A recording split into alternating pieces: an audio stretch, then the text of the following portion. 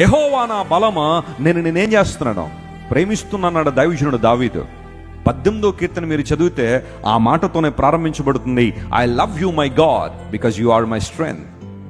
నీవు నా బలమై ఉన్నావు గనుక నేను నిన్ను ప్రేమిస్తున్నాను ప్రభు అనే మాట దావీదు గారు రాశారు.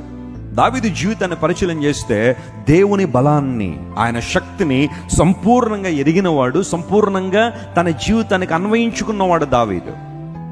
We know the history behind Goliath in the Bible. గొలియాతును చూడడం, అమ్మ మన వల్ల కాదులే అని వెనకకు తప్పుకోవడం.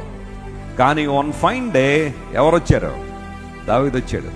వచ్చి అన్నాడు, ఏంటన్నా సమస్య అన్నాడు. అదిగో వాడు 40 రోజులు సవాల్ చేసేతనంటే ఈరోజు ఆడి పని అయిపోయింది అన్నాడు.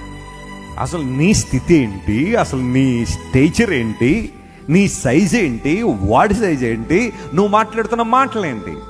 బహుశా మీరు నన్ను పిచ్చోళ్ళు అనుకోవచ్చు, లేదా నేను ఏదో తెలియకుండా మాట్లాడుతున్నామో, కానీ మీరందరూ గొల్లియాతునే చూస్తున్నారు అన్నయ్య, కానీ నేను వాడి వెనకాల ఉన్న దేవుణ్ణి చూస్తున్నాను అన్నాడు. దేవుడు నా మనస్తోత్రం కలుగును గాక. గొల్లియాతును జయించడానికి దావీదులో ఉన్నది ఏంటి అంటే శారీరక బలం కాదు, ఆత్మబలం ఉంది, మానసికమైన బలం ఉంది.